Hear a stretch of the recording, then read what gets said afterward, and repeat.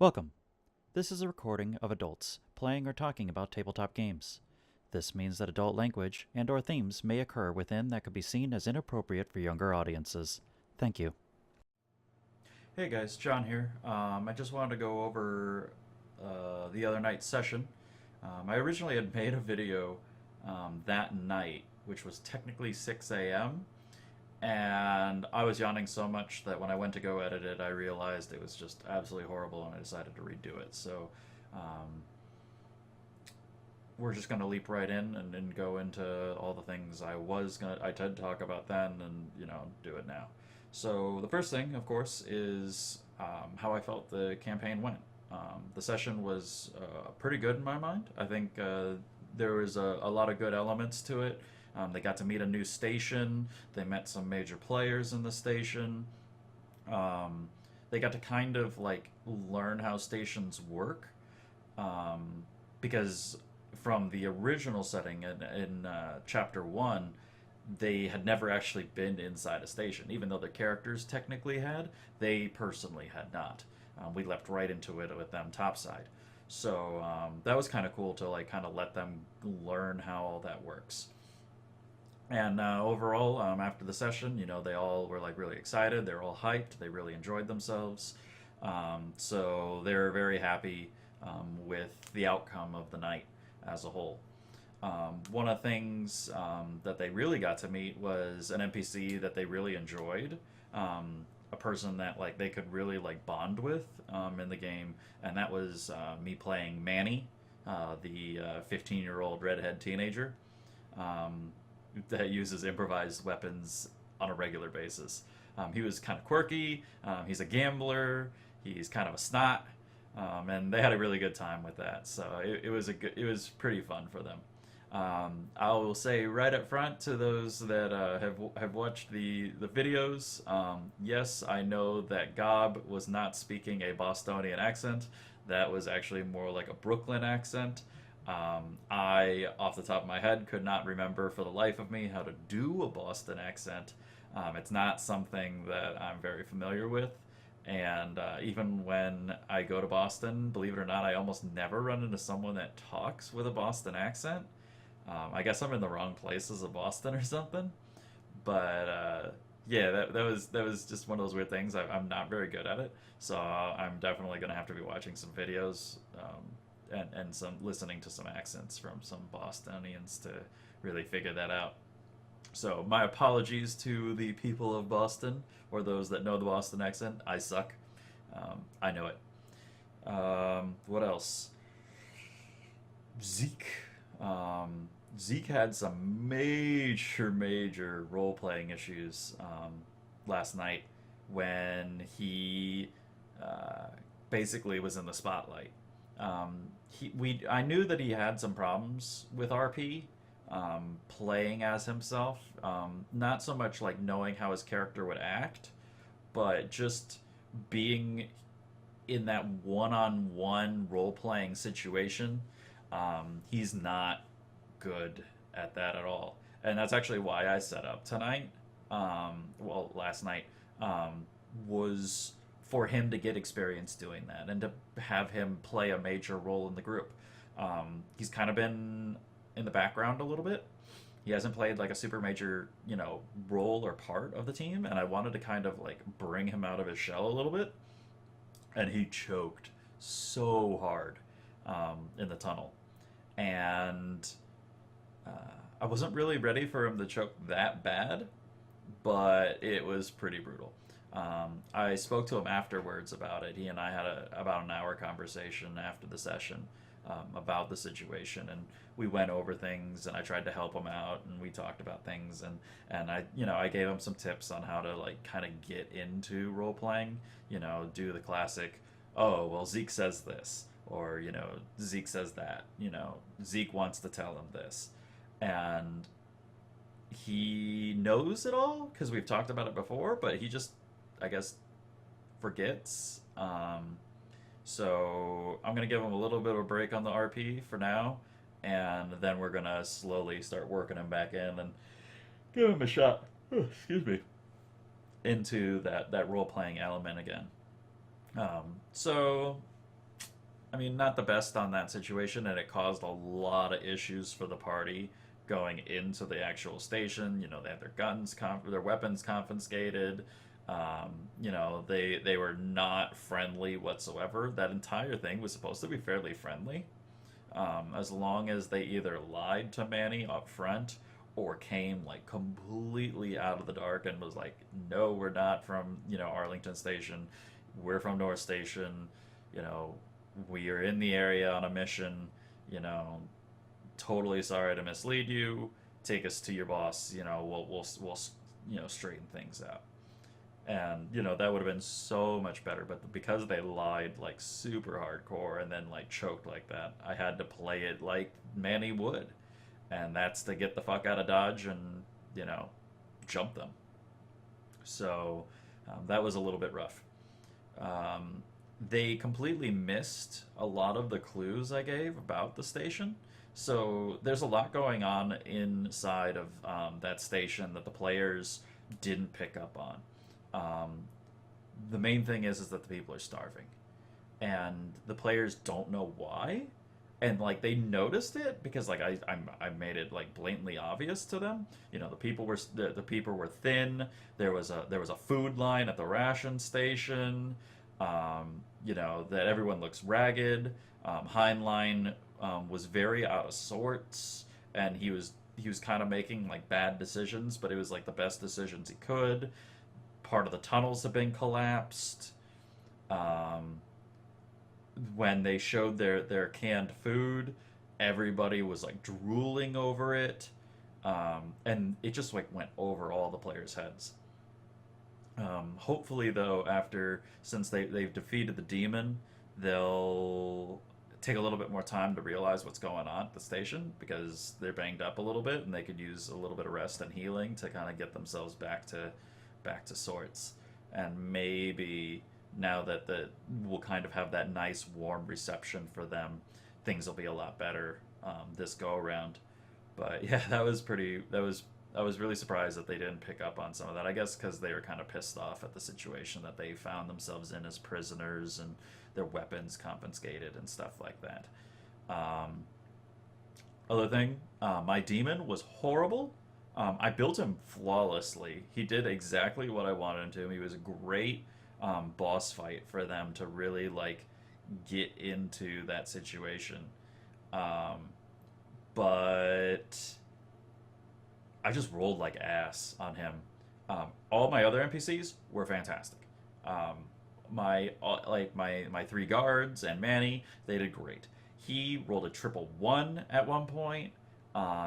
He was just bad, and he was supposed to be much bigger. There was a lot of really cool effects and things that he had available to him, but he needed stunt points. I got zero stunt points on him the whole night. So a lot of the players didn't get to like enjoy the awesomeness of my demon. And I guess I kind of deserve it because Sebastian was just absolutely a boss. So I guess the pendulum swings the other direction too, and the Houndmaster was terrible. Um, we had a couple like issues with like RP leading up to him. I wanted Bob to have like a kind of like a little bit of a say in a convo, but because of the way that the players kind of got like were prisoners and then like forcefully removed from the station, there wasn't really a good spot to have him excuse me put into the situation and like get him involved and talking. So that was a little bit of a pain, and I tried to get it because it was kind of important for me, but I was able to get it kind of towards the end. So it didn't go the way I wanted it. He did scare our two rogues, which was good. um, I don't think Ren was afraid at all during that fight. She actually pulled out the holy sword, which I wasn't really expecting, and like went to town with it, and kind of even forgot that like she had the holy effect. But oh well. So I know because I talked to her afterwards too, and she's a little disillusioned with how punching works in the game. It's just not strong enough in her mind, which most one-handed weapons aren't comparative to the two-handed weapons. Um, which I don't think there's really anything we can do about that. But she also doesn't have a really super awesome weapon like that holy sword is, and she doesn't even realize how powerful that holy sword is yet. So there's a lot of character development available to her to choose whatever she wants, but we'll see how that goes. All the players did level tonight or last night. They all hit level 3. The beginning levels are a little bit fast. I want them to kind of get involved. Right about level 5, things are going to slow down really heavily as far as their leveling goes. I want them to get to like level 4 really quickly so they can get into their specializations. And then after that, it's gonna grind down pretty slow because it's really going to be about enjoying the world and less about getting new shit for the within their character. Obviously they'll get cool stuff. Other things, in case you guys have been, watching pretty closely, some of the guns have changed. I nerfed guns a little bit. One of the big things that I wanted guns to have that they weren't having was reload. The players that have guns were going way above. They were able to go through an entire fight without having to reload, and even when they had to reload, by the time that they had to actually reload, they would have had stunt points to do a fast reload, and it was just really aggravating to like not have that mechanic available. So I nerfed that a little bit. I lowered the magazine sizes for the weapons, and then Foxy's weapon, Flowers. I changed his gun. I kept that gun style in the game, but the distance was too long in my mind. So I swapped him out to an SMG, almost similar in every aspect, just a shorter distance to get him like kind of having to get into the fight versus being this like long distance monster that he was before. And as you guys saw, he did just fine with the new weapon. And I couldn't imagine how much more damage he would have been able to do if he would have had, his M4 instead. So I was really happy with how that turned out, where the players were actually having to consider reloading and dealing with reloading and stuff like that. Things coming up. I went to the Google Plus community and pulled from their, from the pages there a bunch of new magics and specializations and talents and stuff to kind of give a little bit more meat to the campaign. A lot of it, I'll say, this would be my criticism, is overpowered as hell. If you go onto there, you're going to have to change a lot. I guess maybe the homebrews that other players do, they beef everything up. But in my mind, I was not happy overall. Like, just some of the things were just insanely overpowered. And I've had to spend a few days worth of time reading through it all and finding what can be adjusted and then lowering it, altering it, manipulating it so that the spirit of what the creators wanted in the spells is there, which fits what's going on, but not nearly as broken as it is. It was just hilarious. Like, I just like looked at it and I was like, no, that's not gonna work. Like, that's like, is this even play tested? Like, kind of thing. So I nerfed it a little bit. Kind of fixed some of the ratios and mathematics that they had. Cut out a lot of extra meat. Tons of spelling errors. I'm guessing that there's a lot of people that play that English isn't their first language, so I had to fix that. It was pretty brutal. However, there was still lots of really good information, lots of great ideas, and it was a great place to really get a hold of some of that and make of it what I could. So I don't remember all the people and all the stuff I used. I pulled a lot of information from that Google Plus, so I'm just gonna kind of say thank you to the Google Plus community for Fantasy Age. You all are awesome. Thank you for doing a lot of the legwork for me. I appreciate it. But I think it'll go great coming up soon. How I'm gonna fit all that in, especially with new magics. Probably I'm gonna allow Biscuits to take back his level 2 if he wants it. Probably I'm not even gonna do that. I'm gonna let him just keep going, and because level 3 gets a new talent, so um, we'll just let him choose a new magic at that point. But I'll make sure that all the magics are ready for him for that actual situation and setup. Um, that way he can dive right in with some of the new cool stuff.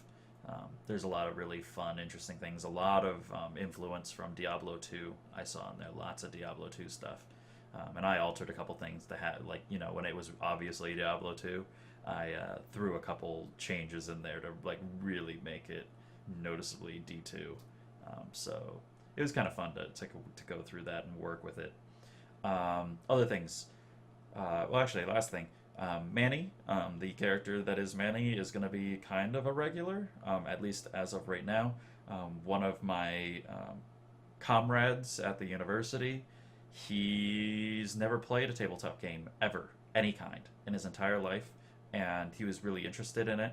We had a group project, and I was telling him about it, and I offered for him to come in and sit on a session or two. So Manny is the character we made for him. He told me he wanted to play a up-in-your-face brawler, and to make him a little bit different than Ren, I made him a barroom brawler. He's, you know, the entire backstory is mine. I created all that, but, you know, I told him about it, you know, fleshed it out with him, explained it to him, and he's super excited. So next session, he'll have you know, he'll be in here and he'll be giving it a shot, and we'll see how things go, and hopefully he enjoys himself. Other than that, good night, and I hope you guys all enjoyed, and I'll catch you guys next time. Bye, guys.